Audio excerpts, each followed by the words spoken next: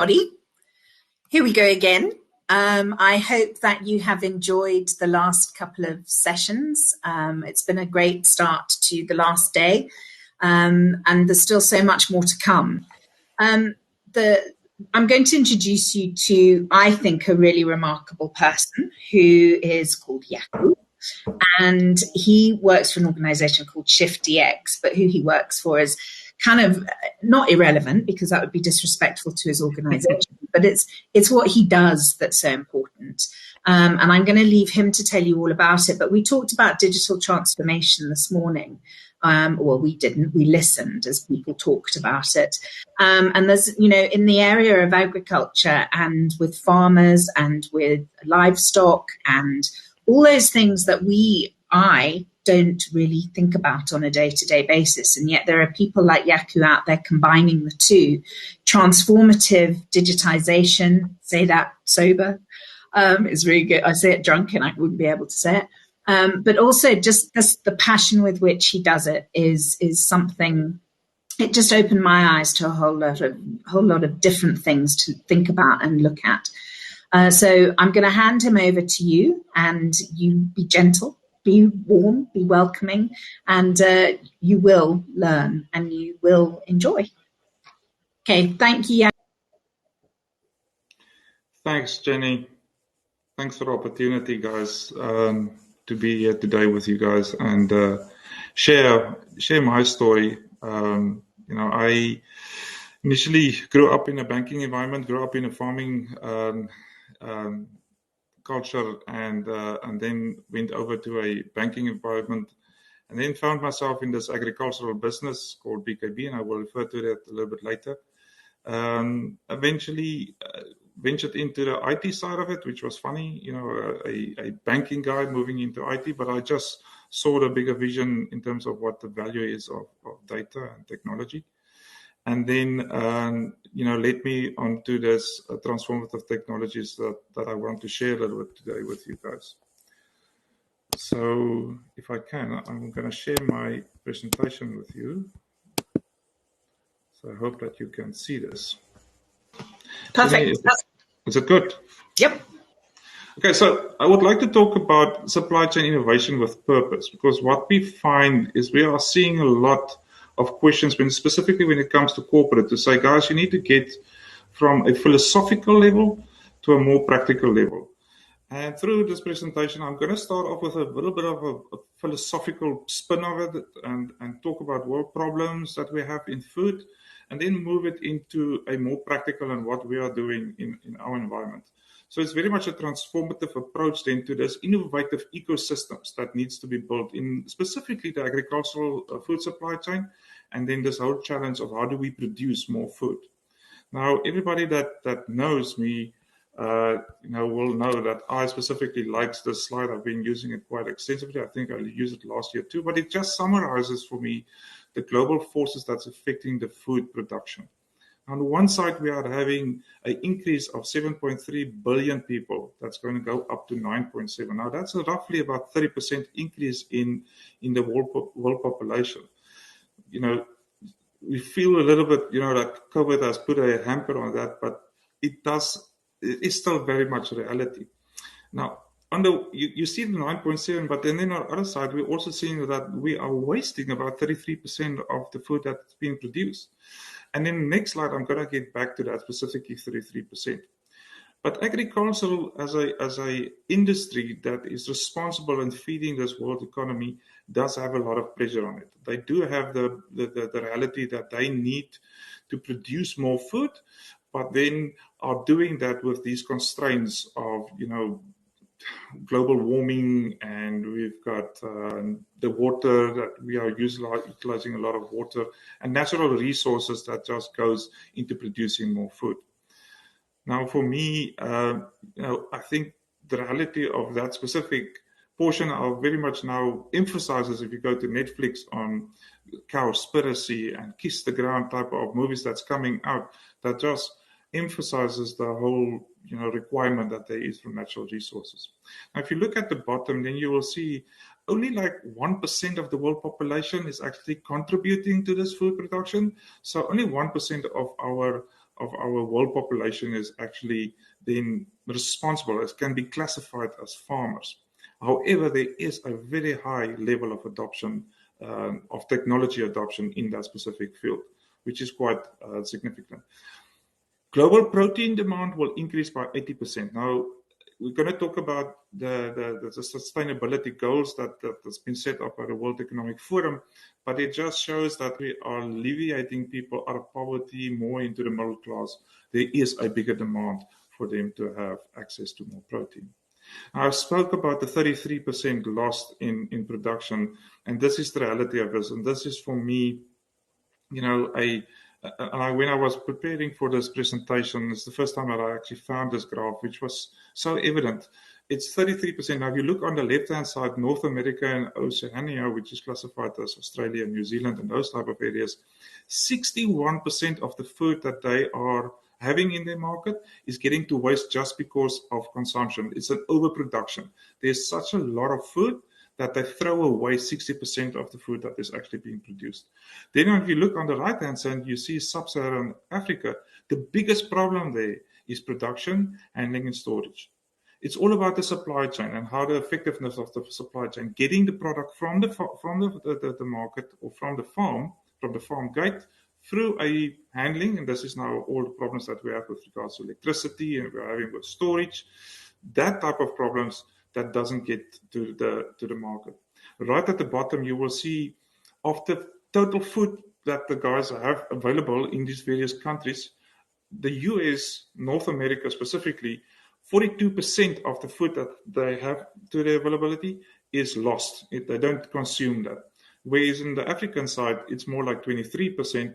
And so that's, for me, it's quite almost like a reality check. So it's not like there is a overproduction and we've got the 33% that goes to waste, but that goes to waste has a lot of factors in it. So that factors can be overproduction or just such an abundance of food that's in that market. Now, foodborne diseases, and Jenny has alluded to SHIFT. SHIFT was very much created from a proof of concept that I did when I was the CIO for BKB. And I want to illuminate a little bit about SHIFT, that we were created from I did a proof of concept on blockchain. I wanted to understand blockchain because blockchain enhances trust, and the BKB is very much a brokerage system, needs to understand that trust. While we were actually busy with that proof of concept, we had an outbreak of foot-and-mouth disease in the wool industry, which totally locked down the market. So we couldn't export. And at that time, I was summoned to the Wool Exchange Board and needed to explain to the industry how this new technology works in terms of the trust factor. And then they said, listen, we as an industry commit to this because we needed to have full traceability back of where does our food come from. Now, if you look at what the reality of Africa is when it gets to foodborne disease, and, most of us will remember the days of the polonies that killed us, and there was a lot of typical being South Africans. We went around and there was a lot of jokes of it. But the reality is that listeriosis problem that was in the polony industry, in the pork industry, killed about 260 people. And what happened, we would have remembered what happened at that stage is that all of those products was removed from the shelves, was taken off because we couldn't tell which was actually the polonies that was killing people. Now, if you look at this graph, you can see that Nigeria in 2016 lost $6 billion. South Africa lost in 2016 roughly $2.5 billion that was lost due to foodborne diseases. And this is now all in the supply chain.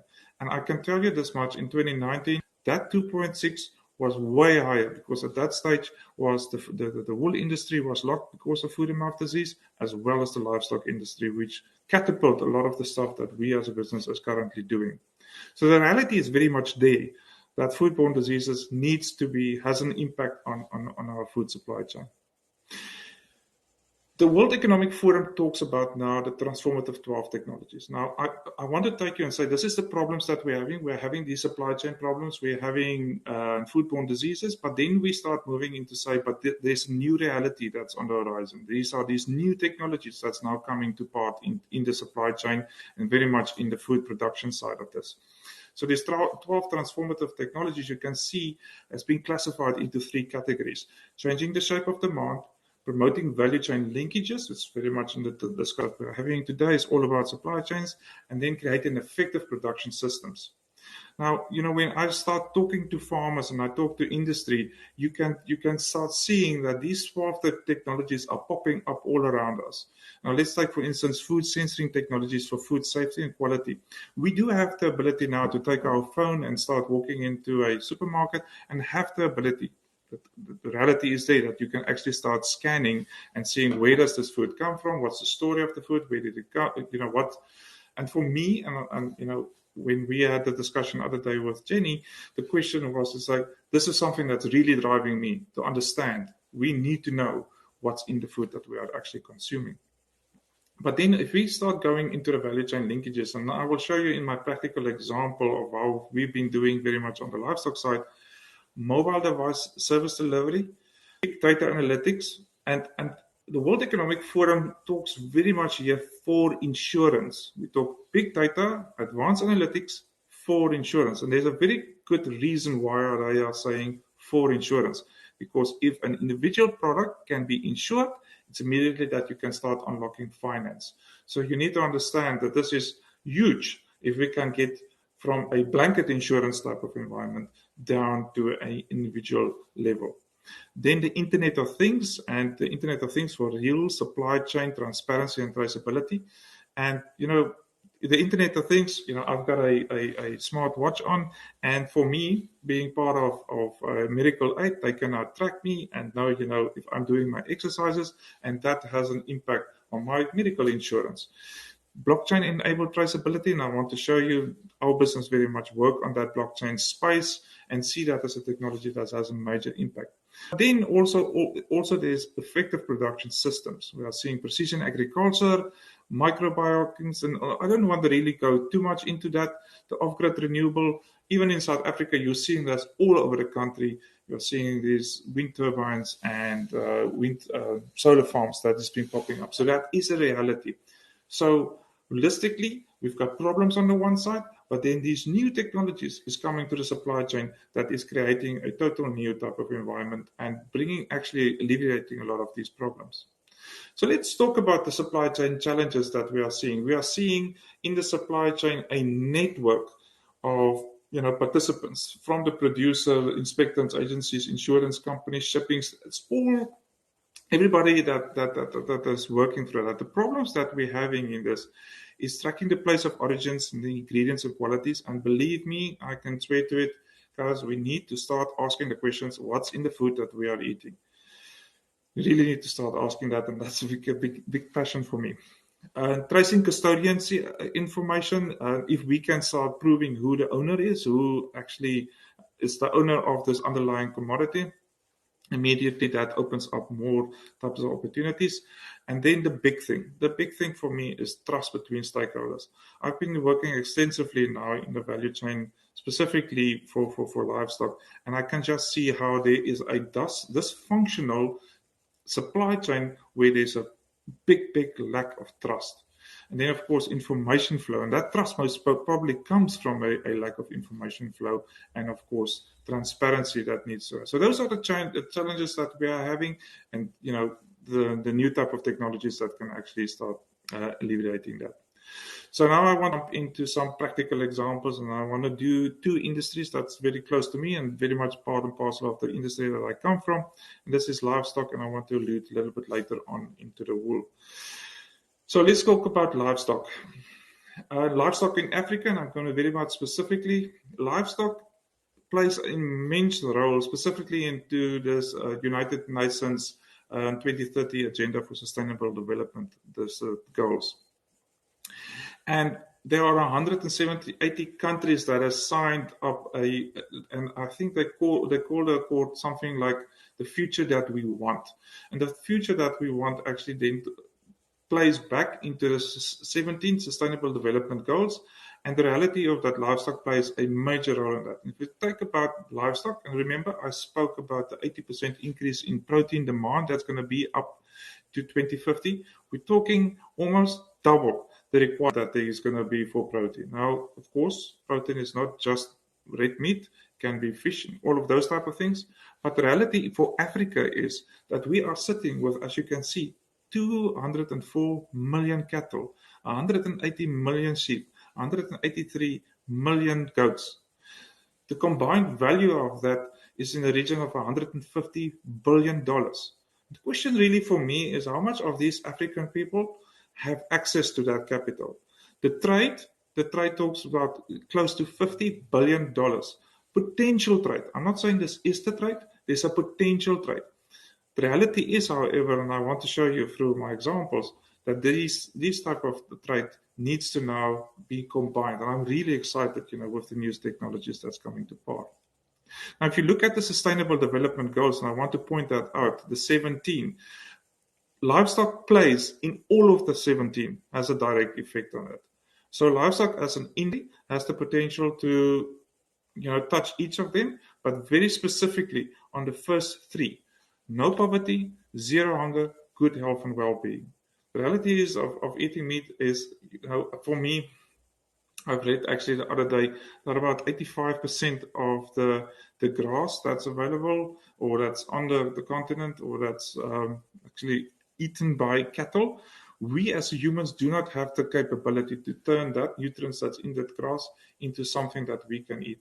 So therefore, we need livestock to transform that protein or that nutrients into something that's protein that is then something that we can eat. So livestock directly has an impact on those three, but then also more primary on another five. That is about decent work and growth economy, industry innovation and infrastructure, reducing inequalities, and then responsible consumption and production, and then life on the land. Yeah, and I want to reference some of these theories that is popping up and saying, we should be opposing livestock and that it does have a major impact on consumption. And if you look at what was happening on Africa as the continent way back, the amount of wildlife that was there was way more than currently is the case. But I'm not taking away that it is guilty to a certain extent of some negligence, but there is the opportunity to turn this industry around and really create the opportunity for Africa that hasn't been there before. So, getting into the practical side of this, we spoke about the Internet of Things, mobile service delivery, and big data. On the left-hand side, you can see this video where we are utilizing this technology to create what's called a session or an event that is happening on this animal's life. By putting an RFID tag in an animal's ear, we are turning that physical animal now into a digital animal. So the moment that he passes through, event information is collected. In this case, it is being weighed, so we can see what the weight of that specific animal is. So event information is collected. The farmer then collects that information on his device, he links it up to his cell phone, and that information is then pushed through into a database, eventually to a blockchain environment where this data then becomes available for insurance companies, traceability, and all of that. So this is how we are changing this very much. And the whole idea is to make it as seamlessly and as frictionless for a farmer. Now, taking this to something real. This is the photos that I took in Namibia, and it's such a beautiful system. In Namibia, they've got a system that's called Livestock Identification System, NAM LITS. And what you see, each animal that arrives there has an EID and a VID, a visual identification and electronic identification that is on its ear. On that photo of the farmers that's standing there with the trucks, that truck represents about 4 or 3 farmers. You can see this lady is now scanning these animals in. Now, what happens in this case is she now are collecting that information, and what they are doing is they are putting these animals into lots that is more valuable for a commercial buyer. So the commercial buyer don't want individual animals. They want animals that is conformed to a certain quality, all the same, and then they can then take part in the auction. The bad thing, however, for me, on the right-hand side, you can see a lot of this information that is being collected is still very much manual, and it's for that reason, the process is all there. We all just now need to start digitalizing this. Sorry, just want to go one back. This is a feedlot in South Africa. Those animals that is bought now from Namibia moves over to the feedlot in South Africa. And because there is no data share, and maybe to a certain extent because a lot of the data is still manual and also hosted on a central database, this feedlot reprocesses this animal and retags them and do a lot of information that they collect around this animal that they then pass through and manage in this feedlot. So this is where the blockchain, for instance, specifically comes into play. And I will give you a little bit just after this, show you how we foresee the blockchain and the role that it actually plays. Now we get to the retailer. And if you look at the retailer and you walk into a shop, you see the meat there. And if you look at the back, they are making certain quality statements. In this side, they are saying that this is meat from South Africa and Namibia. And the question that I usually have is, okay, this is free range, and I now need to trust that this brand, and this is the case where we are trusting brands, supermarket brands, to do what we are supposed to. They are telling the story about the product. But the question is, we really want to get down into the value chain and start seeing for ourselves as a consumer. It also says that this specific product is free of any hormones and growth hormones or antibiotics. But me as a consumer, I would like to make that conscious choice, and we do put our trust in our supermarkets, but I do think that the supermarkets can work with industry to start exploring more direct through and giving the opportunity into the value chain. So now, with regards to the process, we have our supply chain at the top that has producer, we've got marketplaces, feedlots, abattoirs, and eventually the retailer. And all of those, as the product is moving through the supply chain, are collecting events on those animals. So as that animal is passing through, or the product is passing through the supply chain, there are various events. So for instance, a farmer will have a registration event, you will have weighing events, you will have vaccinations, and you will have a selling event. And so there's events that happens in the marketplace as is the feedlot. The reality of what we are doing is that it doesn't require to say, if you've got an EID, you've got a device that reads that information. This is the beauty of where we are currently is we don't have to change applications. You don't have to have the consumer now to say, or the various supply chain actors to say, you need to change to a new type of application so that I can collect information.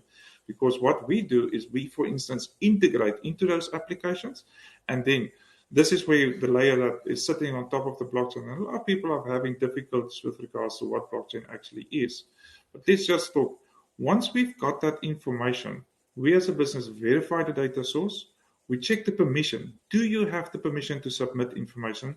We check the data format. And then very much important, specifically now going up to the POPI Act and all of that we are doing, we are applying certain data classification and rules. In other words, certain information can go to a public domain. Other information needs to be in a very much private type of environment, but then there's certain information that can be shared across the supply chain with the various actors that interacts. And it's only at that point when we start committing it to a blockchain, and that blockchain then does the peer-to-peer transformation, it does the algorithm, it combines it with the previous block, and it hashes it to say now it's on a blockchain, it's a distributed ledger. Now, I know that in the supply chain week and the few days that Jenny and the guys have been hosting, you've been hearing a lot about blockchain and the technologies that is. I don't really want to go to it, but for me, blockchain is just the ability to have trust shared over a network, and from it's very each person get a copy of that information. So now you can trust the information that it is not been changed, it's immutable, and it has been distributed over that. So for me, blockchain check. Let's get into the utility side of this. Okay, so this is the beauty side of this. Also, let's talk about asset tokenization. I've spoken about these events and the information that's been collected. What happens in asset tokenization, and we started with this process last year in April, and we've seen about 130,000 animals move over this type of platform.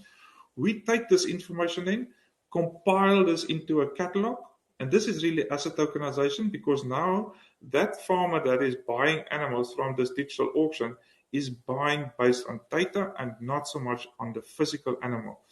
Previously, these guys would have gone to a central position where you will sit into at the auction pen, look at the animals, and then bid on this. What we are doing through asset tokenization, we are taking the farmer now to move into a national or maybe even sometimes an international market where the buyer now can bid on a platform that is actually open for him. What's so beautiful about the buyer is that it's the old generation and the new generation actually working together because overcoming those challenges. So now the second one, the wool industry. And, I spoke about that. I come from the BKB environment, and BKB represent about 65% of the total wool clip of South Africa we handle in the wool store here. And the wool value chain is such a beautiful value chain for me, and what has been created over about 15 years. Because the system allows for a small emerging farmer to take part and parcel into the international market, even if he only delivers like a handful of wool. Now, BKB serves about 35,000 emerging farmers in South Africa. There's a additional 40,000 emerging farmers coming from Lesotho. In South Africa, they pay out roughly in the region of 200 million, or also about $11.5 million per year into these 35 emerging farmers. Just a footnote is they also own about 10% of the BKB shares. Now, talking about a beautiful system is that by utilizing technologies, you are now can see that how they can actually start becoming part and parcel of a finance, for instance, are already part of an international market. Also, these 35,000 farmers are represented in 1,100 shearing sheds. That's all across the Eastern Cape, where these guys come together. Now, this is a typical shearing shed. This is a community activity. So the guys will bring their 2 or 3 sheep to one place, and then they will sell it there. Now, I just want to point out in this video, what you are seeing is that BKB then supplies into them, and the whole idea is when that guy delivers his commodity, we are replacing that, almost want to say a red scale with a Bluetooth scale, and we're replacing that book with an app. So now you can recognize that the commodity has been delivered to the producer that picks it up. Just on this video, before look at the lady in pink at the bottom, because she's got a big cell phone in her hand. Now, there's a lot of statements that's been making that Africa has skipped the desktop era. This is what I've seen in this specific environment, is that these guys are well connected, or they don't have a laptop. They do have mobile technology in their hand. So by creating the ability for them now to collect their commodity, sign it up onto digital, it being tokenized, it's a value that is signed to somebody, you can now immediately create the opportunity for him to get an advance on his product that he can then sell on. So once again, the same value chain process. We've got a shearing shed, we've got transporters at the top, brokers, principal buyers, and processors.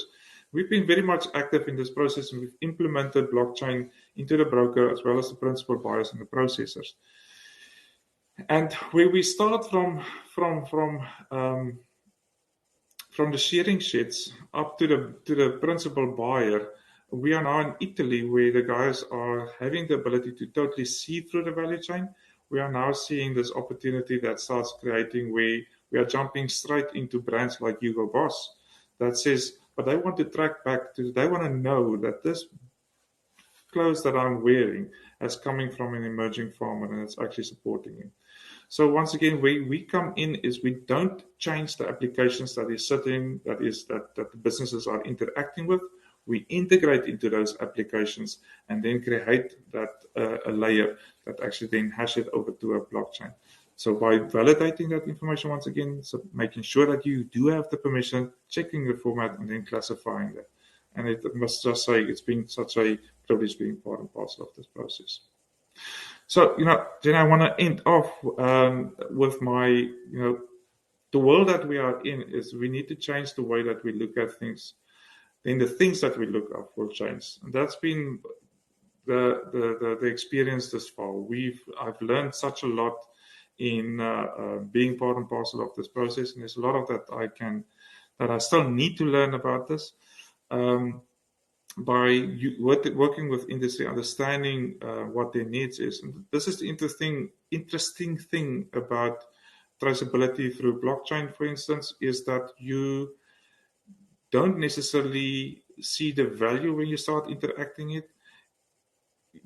It's something, as you continue on, you are seeing different things for that. We all start with the whole vision that we get to a supermarket, we scan a barcode, and we can see the whole supply chain. But when you are in that process and you believe as a business that this is the future that we want, when you are in that, you start seeing different other sort of things. All of a sudden, you can have traceability to make sure that foodborne diseases. You can see financing opportunities. You can see insurance opportunities. You are seeing quality standards. It allows the value chain to actually look back. Now, that's a very interesting point for me, is that's one thing that I've learned about traceability. Traceability in food always works backwards. It never allows the guy from the farm to look forward into the supply chain. And this is the beauty where we are currently at, where we can start sharing this ability for our producers to look forward in the supply chain that most probably will help with that 33% loss in food production that we are seeing in the market. So with that, what we are doing very much blockchain services, we do data analytics, and we also the digital marketplaces. And please feel free to contact me or link up with me on LinkedIn. I always like that and like to share our stories. So thank you for that. Great. That's all I can say. I love the way that always I'm left, and I don't know how I've managed to go for all these years not actually attending sessions at this conference, because you just learn so much every time and learn to think differently as well, which is mind blowing. And three days is actually too much for my small brain. But this always, JACO, always, every time I speak to you, there's something different. I look at something differently, and I do believe, the conversation now is you've got to know what's in, not just what you eat, but also in what you buy. And this whole world of conscious consumerism is really it's something that we have to keep on promoting. We have to keep on educating people about. Let's see, we've got a couple of so Gareth, I was hoping Gareth was in the audience, and he's just saying thank you, very, very interesting and sustainable applications of blockchain, and that's the common thread that's run through this event, and it's something that I think everybody is thinking about and talking about, is how do we create sustainability? And if we don't do it in supply chain management, then where else is it going to be that's going to change the world or save the world? There's Nicholas has said, thank you very much. It's so nice to see technology making a real difference. And again, it goes back to the fact that technology, yes, is making the difference, but it's the people behind the technology that are seeing the moment, or seeing the opportunity. We spoke about it before we went live. The reality of this is not easy stuff, guys. There is no hiding away from the fact, if we want to be pioneers in changing the supply chain and changing the value chain as it moves, we need to understand that we are up for it and there's challenges. And, so I spoke to you about the philosophical side of this and the practical side of this, and that when you start talking to business, it's very much a practical thing. I sometimes get annoyed with the fact that we are sitting in offices and we are talking about these things, but we really need to get out there, touch people, and make this work. That's the only way that we are going to really start changing it. But, the reality is this is hard, and sometimes it's a little bit misunderstood. A lot of the pioneers that we have in this world are guys that was misunderstood. And, thank you for creating the opportunity to have a platform that we can share our ideas and maybe to a certain extent listen to the criticism and changing a little bit of the scope of, because we get very emotional and we get a little bit drifted with this. We need to get back to the reality of, somebody needs to pay for this and somebody needs to make money. But we also want to see an environment that is more inclusive. Yeah, and I think a little bit crazy too. Do you think pioneers, JACO? I think. We need to be, don't care. We don't care. But if you find your passion, as Ashish will be after me, that's just so brilliant. Listening to people like himself that has Yeah. such a lot of passion and share that and making sure that we are making a difference in this world. Yeah, and moving on to Ashish, who's our next speaker. I was actually lucky to be able to connect Ashish and JACO, and it was a really proud South African moment.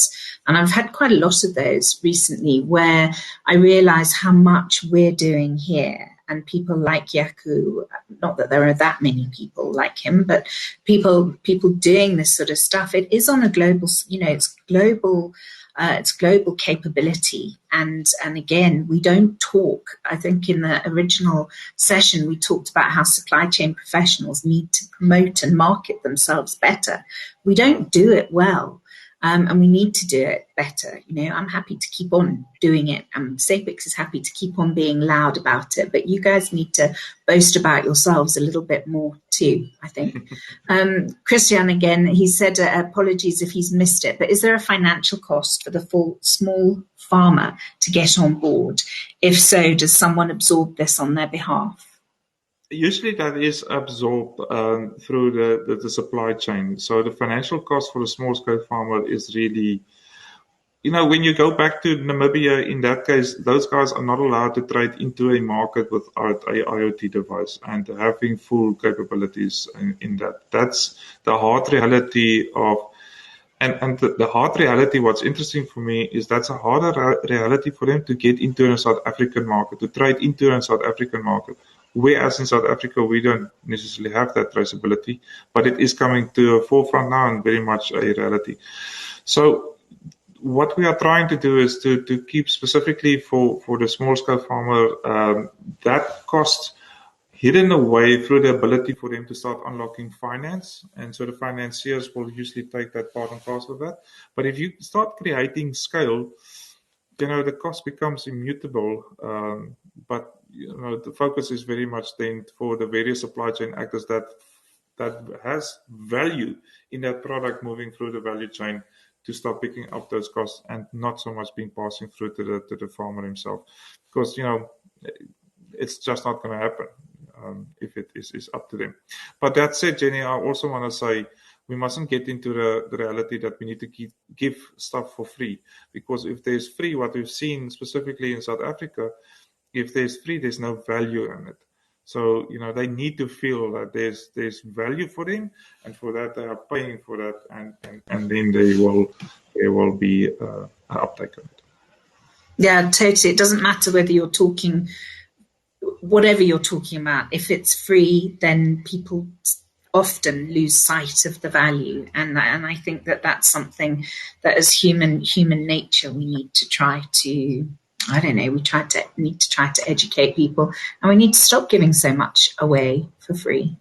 But it's just, it's such an interesting thing. Just before you go on, is we are now currently working with the Sudan government, and it is unbelievable. Firstly, the amount of livestock that they have, but the system that they are operating there. It's such a manual system, and in that system, some of those farmers walk 400 kilometers to deliver their animals from where they stay to a marketplace. 400. Imagine yourself walking with a flock of sheep 400 kilometers. That's all the way from Joburg to Bloemfontein to get to a market where you can then deliver your product to. That's crazy. We need to take these technologies and create the ability for them to share into an international market. It's just. Yeah, absolutely. And the same stories are true in the public health space as well. Of people walking hundreds of kilometers to go and get birth control, only to get there to find that the clinic has run out. There's if technology and people behind the technology actually are identifying these problems and making the solutions, then technology and supply chain can save the world. Yep. Anybody, anything else? Otherwise, we'll get away a little bit earlier so that we can go and chat to people in the lounge and we can go and look at the exhibitors. And yeah, Jakub, that's Ilse's just said, thank you so much for sharing every time. Thank you so much. And just keep at it. And you know where to come to if it all gets too much. You can have a rant. Yeah. Thank you very much for the opportunity, Jenny. And, I appreciate everything that you're doing for me specifically. And yeah, for the audience, please follow me on LinkedIn because I'm going to share a lot of our stories now. It's getting to the place that we've built the stuff now. We are now getting into the field and really start making a change, hopefully. Yeah, we're on the cusp of following you now when we can learn even more because you're getting it out of your head and onto things we can learn from. Yeah. So thank you. And thanks very much, audience. Thanks for being great participants too. It makes such a difference. We love the blue thumbs up. We love the comments. Even if you don't think it's a value, it really is because it shows you're here, you're listening, and it just creates that warm, fuzzy feeling. Thank you very much. Thanks, Jenny. Thanks, guys. I appreciate you tuning in and listening to me. Bye-bye.